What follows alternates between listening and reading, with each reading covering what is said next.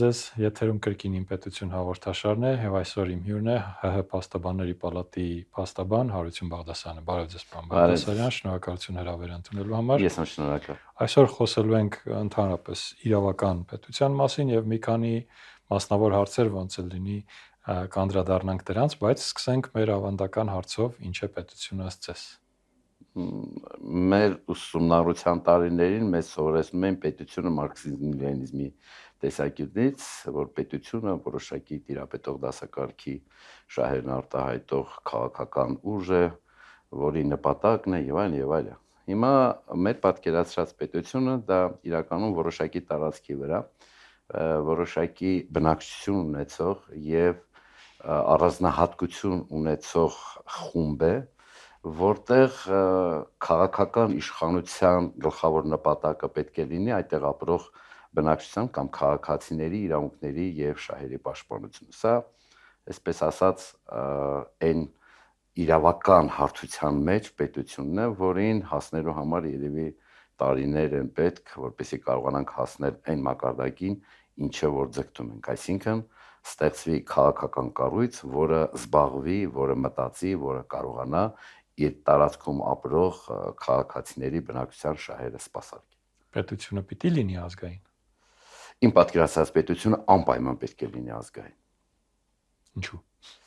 Որովհետև հակառակ դեպքում ինքը դադարում է հենց այդ պետություն լինելուց, պետությունը ունենում է, ազգային պետությունը ունենում է որոշակի կոլորիտներ, որոշակի խնդիրներ, որոշակի նպատակներ, որոնք տարբերվում են այլ երկրների, այլ պետությունների քաղաքականությունից։ Ազգային պետությունը անպայմանորեն ինքը իր մեջ ներառում է տարիների, հարյուրամյակների, գուցե եւ հազարամյակների որոշակի խորություն։ Ձևի համար ասեմ մեր հարևան երկիր Իրանը, որը նախկինում կոչվում էր Պարսկաստան, ինքը առնվազն 4000 տարվա պետություն է եւ ինքը գոյություն ունի այն պատճառով, որ պահպանել է իր ազգային նկարագիրը, անկախ նրանից, թե ինչպիսի զրադաշտական, մուսուլմանական կամ վերջին հարյուրամյակում նաև եղել է մինչև 70-ական թվականները եղել է նաև աշխարհիկ պետություն։ Այս առումով պետության ազգային նկարագիրը ես գտնում եմ, որ պարտադիր է մանավանդ մեր նման երկրների համար, որովհետև միայն ազգային պետությունը կարող է դիմակայել այն արհավիրքներին, ինչը գոյություն ունի մեր շրջապատում։ Շատ լավ, շնորհակալություն։ Պետությունների որպես բնութագիր նկարագրություն նաև սահմանադրության մեջ է նշվում ժողովրդավարական, ինքնիշխան, իրավական, սոցիալական։ Ձեր մասնագիտությունից ելնելով մենք այսօր ունենք իրավական պետություն կամ ունեցել ենք երբևէ իրավական պետություն։ Բնութագրի չկարող ենք օգտագործել։ Իմ պատկերացրած իրավական պետությունը երբեք չի եղել, որովհետև իրավական պետության մեջ հիմնական խնդիրը այն է, որ պետությունը պետք է ունենա իրավունքի գերակայություն, այսինքն պետության մեջ բոլորը պետք է ունենան օրենքի նկատմամբ ստորադաս դիրք եւ չպետք է օրենքը որոշակիների համար լինի ավելի անկալելի, ավելի ցանկալի, քան մյուսների համար։ Ես առումով ես գտնում եմ, որ Հայաստանի Հանրապետությունում որպես այդպեսին երբեք պետությունը չի եղել, առավել եւս ձեր ասած սոցիալական, իրավական, ժողովրդավարական։ Պետությունը ժողովրդավարական չի եղել այն պատճառով, որ պետության գլուխ կանգնած անձիկ միշտ հայտարարեն, որ իրենք են պետությունը կամ իրենք ինչքան ուզեն այդքան կարող են ձայներ հավաքել, իրենք ինչպես ուզեն այդպիսի քաղաքականություն կարող են վարել, սա նշանակում է, որ արդեն ի ժողովրդավարություն չի։ Պետությունը սոցիալական չէ, որովհետև ամենուրեք տեսնում ենք, թե նախ սոցիալապես անապահով խավը Հայաստանի Հանրապետությունում մեծ թիվ է կազմում, տարբեր 38-ից 42%, դա նշանակում է ինքը դեռևս սոցիալական պետություն չէ։ Սոցիալական այն պետությունը, որտեղ յուրաքանչյուր քաղաքացի վստահ է, որ ինքը ունենալու է անվճար բժշկական օգնություն կամ կրթության հնարավորություն, եթե դրա անհրաժեշտությունը ունենա, իսկ մեր պարագաներում որոշակի առումով եթե բժշկական նույնիսկ անվճար օգնությունը հասնում է ինչ-որ մի պարագայի, որից հետո վերջանում է, որից հետո ասում է պետության փողերը այս պարագայում արդեն չեն կարող տրամադրել, սա նշանակում է սոցիալական պետությունը դադարում է հենց այդ պահին գոյություն ունենալուց։ Ինչ վերաբերում է իրավական վաղուց ի սկզբանե չի եղել իրավական պետություն, այն պատճառով, որ իրավունքի դերը Հայաստանի Հանրապետությունը միշտ պայմանավորված է եղել թե ով է կանգնած իշխանության գլուխ եւ ինչպիսի, այսպես ասենք, իրավական նորմեր են ընդունում։ Ես դες դիցուկ օրինակ բերեմ, ամեն երկրի ղեկավար իր կառավարման ժամանակ փորձեց, ոչ թե փորձեց, այլ Հայաստանում ընդունել տվեց սահմանադրություն, եւ այդ սահմանադրությունները որոշակի ժամանակ ծառայում են հենց այդ երկրի ղեկավարի շահերին։ Երկիրը պետք է ունենա հստակ գործողությունների ծրագիր իր պետականաշինության առումով եւ դա չպետք է կախված լինի թե ով է երկրի իշխանության գլուխ կանգնած։ Եվ ամենակարևորը, ժողովուրդը միշտ պետք է կարողանա հասկանալ, որ ինքն է իշխանության տերը։ Հայաստանի Հանրապետությունում երբեք ոչ մի անգամ ժողովուրդը չի եղել իշխանության տեր, այն պատճառը, որ Հայաստանի Հանրապետությունում ժողովուրդ որպես այդպիսին գոյություն չունի։ Հայաստանի Հանրապետությունում կա բնակչություն։ Նա ով որ 3 հացի համար գնում է ձայնատալի ինչ որ մեկին, նա չի կարող կոչվել ժողովուրդ բառից իրավական առումով։ Բարդ հարցեր է։ Որը կհամարեիք այսօր մեր իրավական համակարգի հիմնական խնդիրները։ Այդ դա արդեն շատ բարդ հարց է, որովհետև իրավական համակարգում ամենուրեք խնդիրներ են։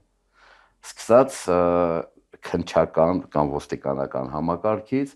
երբ ձերբակալվում կամ կալանավորվում են այն անձիկ, որոնք իշխանության համար անհարիր են, իշխանության համար ընդդիմադիր են, որը չպետք է լինի,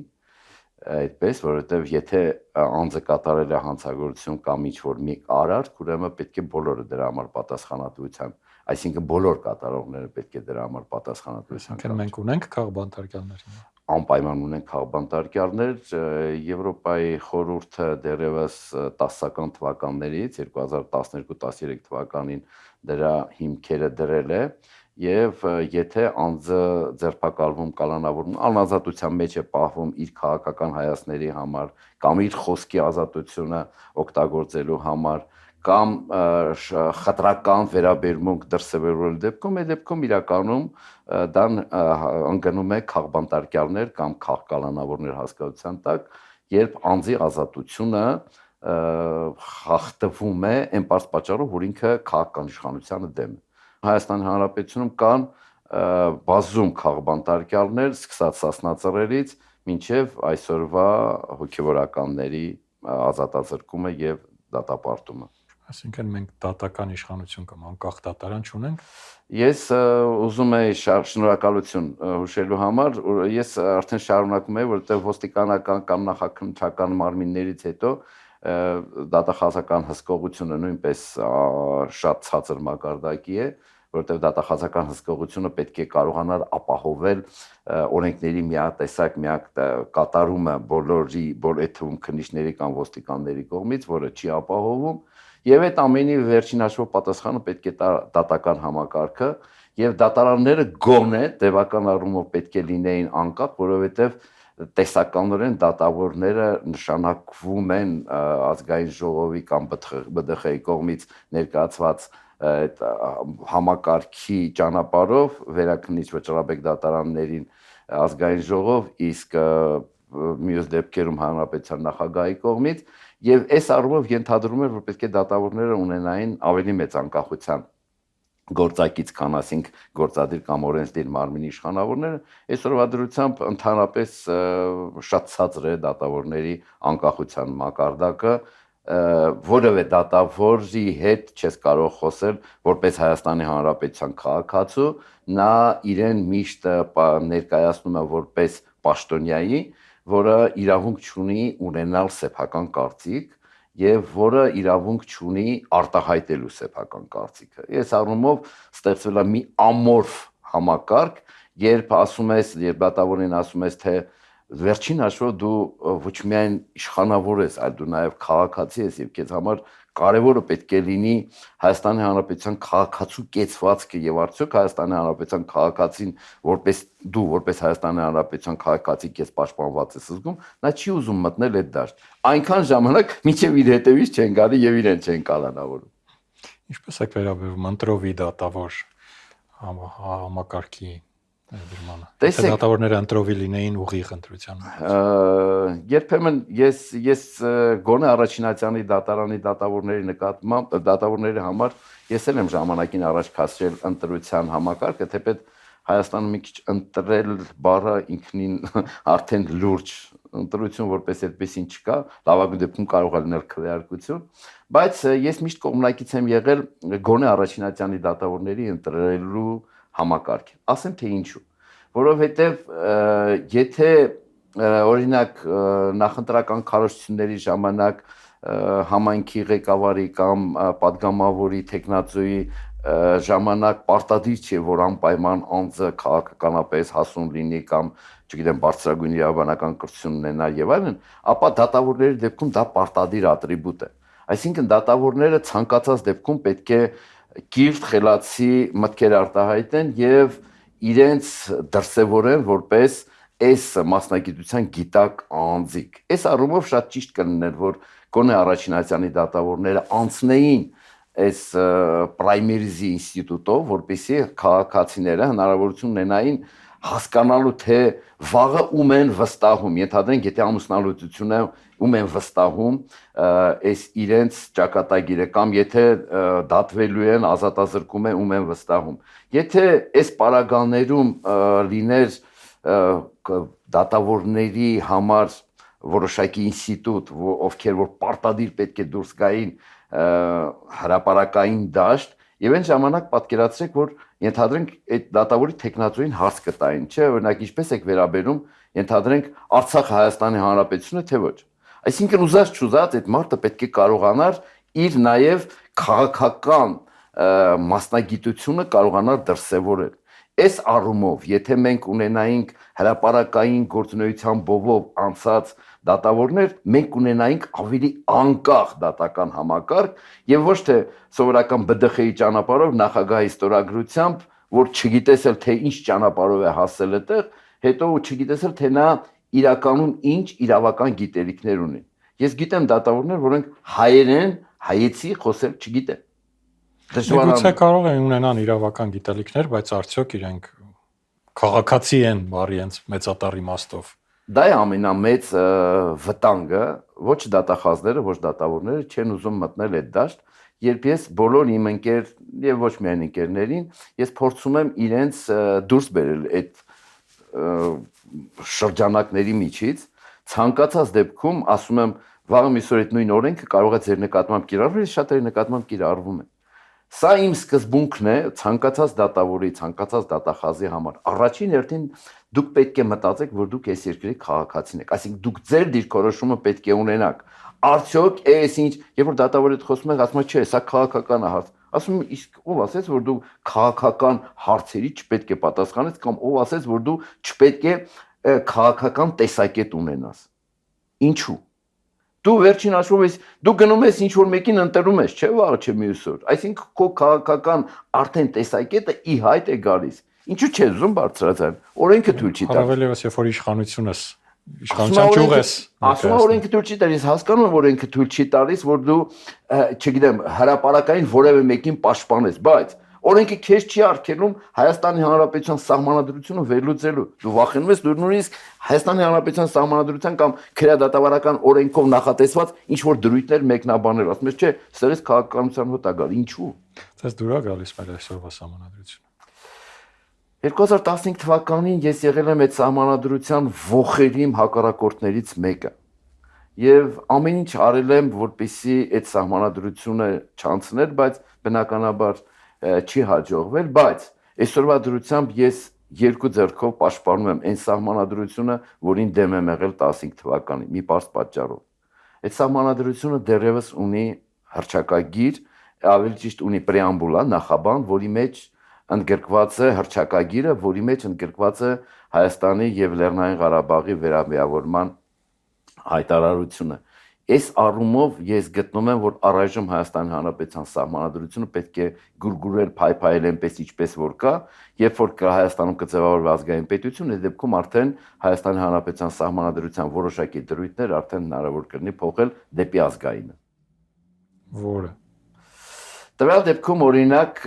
ես ենթադրում եմ, որ հենց քիչ առաջ ասածս, օրինակ դատավորների, առաջինացիանի դատավորների ընտրության ինստիտուտը։ Ես ենթադրում եմ, որ Հայաստանում պետք է ձևավորվի որոշակի իրավաբանական կամ սահմանադրական խորհուրդ, որը կնախատեսի բարձրագույն վերադաս մարմինների գործողությունների նկատմամբ էթիկայի կամ նույնպես ասեմ պատասխանատվության կանչելու հարցերը։ Տեսեք, կան երկրներ, օրինակ Ֆրանսիայի նման երկրում, որտեղ վարչապետներ, նախկին վարչապետներն ու նախագահները այդ իրավաբանական խորհրդի մեջ խորհրդատվական խորհուրդներ են տալիս գործող վարչապետին կամ նախագահին, որը հնարավորություն է տալիս պետության կայացման շարունակականությանը։ Իհարկե ես այսօր դեմ եմ, որ Հայաստանի նախկին ղեկավարներից որևէ մեկը, այդ թվում նաև վարչապետները, որ լինեն այդ խորհրդի կազմում եւ խորհուրդ տան ապագա Հայաստանի կառավարության անդամներին, բայց ես կողմնակից եմ, որ ձևավորվի որոշակի խորհուրդ, գիտակների խորհուրդ, այդ թվում նաև ավականի որպես այդպիսին, որտեղ հնարավորություն կտան այդ պետական կառավարման մարմինների այդ բարձր կանգնած օղակներին խորհուրդներ տալ եւ ասել տղա ջան, այ դու այդ գործողությունները որ անում ես, սա ազգային արժանինքներին դեմ է եւ երբեք որևէ մեկ իրեն այս պարագաներում չէր բարձր գնահատի, թե ենթադրենք չէր ասի, թե Նժդեհը ֆաշիստ է։ Այդ դեպքում նա պարզապես տեղ չէր ունենա այդ համակարգում։ Եվ այդ հանձնախումբը, այդ խումբը, որտեղ որ իմ պատկերացրած Հայաստանի, ոչ միայն Հայաստանում ապրող հայության գիտական մեծ ինտելեկտ ունեցող մարդիկ, ովքեր որ պետք է հավաքվեն այդ խորհրդի մեջ, այդ խորհուրդը ենթադրում եմ ինքը կարող է նաև նախաձեռնել ապագա Հայաստանի պետության ձևավորման խնդիրները դնի եւ այդ խնդիրներով առաջ տանի պետություն։ Մի քիչ ավելի նոր մարմին եք։ Տեսեք, մեր նման մարդիկ նախկինում այդ թվում նաև Քոչարյանի կամ Լևոն Տեր-Պետրոսյանի նույնիսկ ժամանակ այդ ձևի գաղափարներ առաջ են քաշել եւ դա միշտ եղել է այն բանը, որպեսզի դրանով կարողանանք նույն ժամանակ նախագահին, երկրի նախագահին կարողանանք հակակշիռ ձևավորել, երբեք Հայաստանում երկրի իշխանության բարձր կանգնած անձին հնարավոր չի եղել հակակշիռ։ 2020 թվականին ենթադրվում էր, որ կարող է նախագահը հակակշիռ լինի կառավարությանը, երբ որ նախագահին ներկայացրեցինք որոշակի փաստական հանգամանքներ, թե ինչ որ մեկ ինչ որ թուղթ է ստորագրել, էդի ձեր նշանակած մարդն է եւ փորձեք իրենից պահանջել այդ թուղթը, որպեսզի հետո հնարավորություն տակ ներկայացնելու ազգային ժողով, որտեղ Հայաստանի տարածքների վերաբերյալ էր, այդ մարդը, որը Հայաստանի Հանրապետության նախագահն էր, ձեռնպահ մնաց այդ գործողությունները կատարելուց, այսինքն ինքն էլ դադարեց հակակշիռ լինելուց։ Հայաստանում միշտ այդպես է, միշտ երկրի առաջին անձը կամ ում որ այդպես ներկայացրել են, միշտ ինքը իր ասածն է եղել եւ նա մշտապես վեր է կանգնած եղել թե օրենքից եւ թե հասարակությունից։ Մեր մոտ ավելի շատ մեն իշխանություն։ Ցավոք սրտի, այո։ Ես ասեմ ձեզ, սկզբունքորեն ես կողմնակից եմ միապետության գաղափարին, որը սահմանադրական միապետության, որտեղ միապետը կունենա իրականում ռեալ այդ իշխանությունը, որը, այսպես ասած, Աստծուց տրված իշխանությունը կլինի, բայց որը անպայման պետք է իր իշխանությունը իրականացնի այդ իմ ասած խորհրդատվական մարմնի ճանապարհով։ Ես մտածում եմ, որ եթե միապետը պետք է լինի այն ազնվականական շերտից, որը տարիներով կամ հարյուրամյակներով մեջ այդ պարունակում է, այդ արյան այդ շերտը, եւ ինքը կարողանա ամբողջացնել ամբողջ ազգությունը, այդ թվում նաև Ավստրալիայից մինչև ենթադրենք Կանադա կամ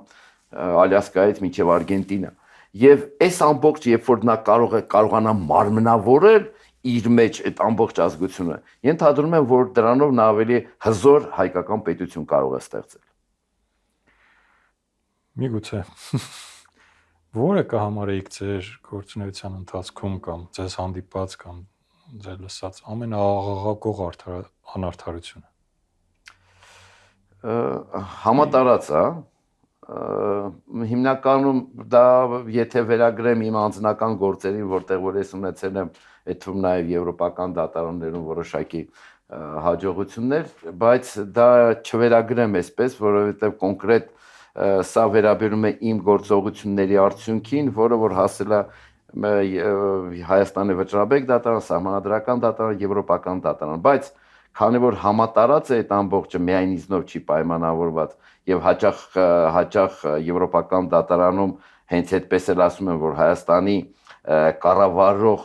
այնտեղ ասում է Հայաստանի կառավարությունը չի իրականացրել որոշակի գործողություններ, այսինչ հարցերը վերհանելու կամ վերլուծելու առումով։ Այս առումով ես ուզում եմ ոչ թե կոնկրետ գործի վերաբերյալ ասել, այլ ընդհանուր առումով ես գտնում եմ, որ վերջին տարիներից ամենաաղաղակող իրավական կամ փաստական կամ չգիտեմ ինչ ասեմ այդ այսպես կոչված թուղթը 2000 թվականի նոյեմբերի 9-ի կամ նոյեմբերի 10-ի հայտարարությունն էր, որը ամբողջապես Հայաստանի Հանրապետությունը դրեց ստրկական վիճակում, որտեղ կապիտուլացվեց ողջ հանրապետությունը եւ ամբողջ աշխարհում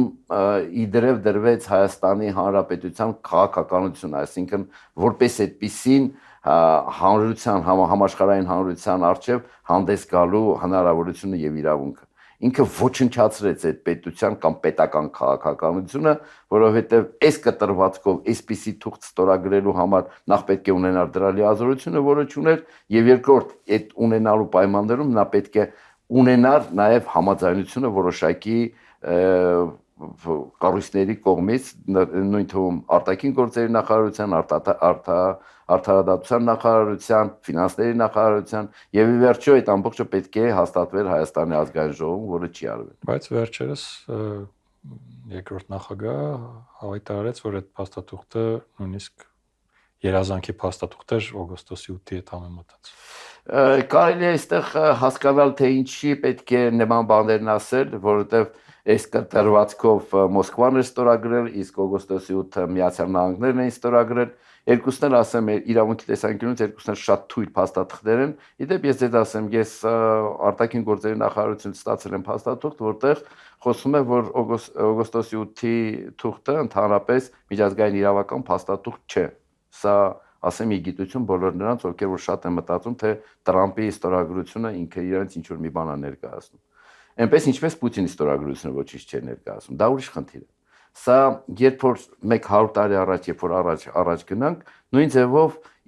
միջազգային իրավունքի տեսանկյունից փաստաթուղթ չեն Մոսկվայի եւ Կարսի պայմանագրերը, բայց ցավոք սրտի առ այսօր գործում են։ Ուրեմն մենք այսօր ունենք իրավունքի նիհիլիզմ, այսինքն այն իրավական փաստաթղթերը, մասնավորապես Սևրի դաշնագիրը եւ Վիլսոնի իրավարար վճիռը, որոնք միջազգային իրավունքի տեսանկյունից համարվում են դեռևս գործող պայմանագրերի փաստաթղթեր, այսօր Հայաստանի Հանրապետությունը չի ուզում դրան ուշադրություն դարձնել, իսկ այն ֆիկտիվ պայմանագրերը,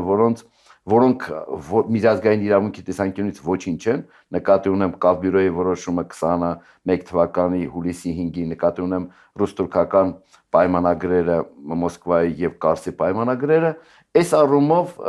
դեռևս Հայաստանի Հանրապետության համար ի վերջո նաեւ այսպես կոչված Ալմատիի հռչակագիրը Հայաստանի Հանրապետության համար իրավական փաստաթուղթ է։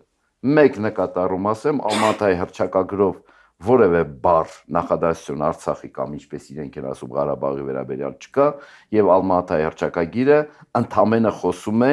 գոյություն ունեցող սահմանների մասին։ Ալմատիի հռչակագիրը Հայաստանը ստորագրել է 1991 թվականի դեկտեմբերի 21-ին, երբ դեռևս 5 օր Սովետական միությունը գործում էր, այսինքն Սովետական միության հանրապետությունները միջազգային իրավունքի սուբյեկտ չէին եւ դա ոչինչ էր։ Ադրբեջանը ստորագրել է 1993 թվականի սեպտեմբերին, այն ժամանակ, երբ որ Արցախ ամբողջությամբ Հայաստանի Հանրապետությունն էր։ Ուզում եմ ասացնել, այն բոլոր նրանք, որոնք հիմնվում են Ալմատիի հռչակագրի վրա, թե իբր թե դրանով Ղարաբաղ Ադրբեջանի տարածքը, մեղմ ասած ստում են, իսկ ռեալ դաշտում իրականացնում են հանցագործություն։ Ինչ անել։ Ստեղծել ազգային պետություն։ Ինչպես։ Ուրեմն պետություն ստեղծելու ճանապարհը քաղաքակիրթ աշխարհն ասում է ընտրություններով։ Հայաստանում երբեք որևէ մեկ անգամ ընտրություններով իշխանություն չի փոխվել, այդ թվում նաև 2018 թվականին, որովհետև 2018 թվականի դեկտեմբերին արդեն իշխանության եկած ուժը վերցրեց իշխանությունը, որտեղ չես կարող ասել, որ դա, այսպես ասած, հեղափոխություն էր կամ հեղափոխական ճանապարհով ստացած իշխանություն էր։ Հայաստանում ընտրությունը որպես այդպեսին գոյություն չունի, որտեղ Հայաստանում ընդամենը քվեարկություն է։ Իմ պատկերացրած Հայաստանը պետք է ունենա ստվերային կառավարություն, որը հրապարակավ գործունեության հնարավորություն պետք է ունենա, եթե Հայաստանում կսկսվեն բռնությունները դրա նկատմամբ, ապա ստվերային կառավարություն տեղափոխվում է արտասահման եւ այնտեղից սկսում է Հայաստանի Հանրապետության անունից հանդես գալ։ Ստվերային կառավարության հիմնական նպատակը հետեւյալն է, որ ինքը վերհանի միջազգային ատյաններում հնարավորինս օտարերկրյա դեսպանների կամ օտարերկրյա կառավարող ուժերի շրջանակներում, որ Հայաստանի Հանրապետությունում ոչ միայն ազգային պետություն չէ, այդ պետությունը որպես այդպեսին դադարել է գոյություն ունենալուց, որովհետև չկա աշխարհում գոնե մեկ պետություն, որը օտարերկրյա շահերը ավելի բարձր գնահատի, քան սեփական ժողովրդի կամ սեփական պետության խնդիրները կամ շահերը։ Իսկ Հայաստանի Հանրապետությունում ամեն ինչ արված է, որպեսզի օտարի շահերը ավելի բարձր գնահատվեն։ Այս առումով ազգային պետության ստեղծման հիմքը պետք է դնի ստվերային կառավարությունը, ստվերային կառավարության մեջ պետք է ընդգրկվեն այնպիսի անձիկ, որոնք պատկերացում ունեն ապագա Հայաստանի վերաբերյալ, ապագա Հայաստանի կառավարման վերաբերյալ։ Ես գտնում եմ, որ այսօր Հայաստանում կամ հայ ժողովրդի մեջ կարող են գտնվել, իմ պատկերացրած համենայն դեպս մի 40-50 հոգի, ովքեր կարող են ստեղծել այդ ստվերային կառավարությունը։ Հետաքրքիր առաջարկ, որի մասին պետք է կարծում եմ կարելի է ավելի լայն քննարկվել, ավելի լայն զրուցել եւ կարծում եմ արժի դրա մասին հատուկ մի թողարկում հաղորդումել այդ թեմայով առաջարկը ավելի մանրամասն եւ բարձր ներկայացնել։ Իդեպ ես ասեմ ձեզ, ազգային կառավարության վերաբերյալ ես նախագիծ դերևս օրենքի նախագիծ 2018 թվականին ներկայացրել եմ այդ ժամանակվա նախագահին, իհարկե ինչպես տեսնում եք ձայն բարբառով հանապատի, եւ այն ժամանակ մեծ այդ հնարավորությունը կար, որ նաեւ եթե պետությունն է ինքը ստեղծում ազգային պետություն, ապա Հայաստանի Հանրապետության երկրորդ պարլամենտը, որը կարող էր կոչվել արդեն իսկ համազգային խորհրդարան, որը իր մեջ ընդգրկելու էր արդեն Սփյուռքի համայնքներից ընդգրկված անձանց։ Եվ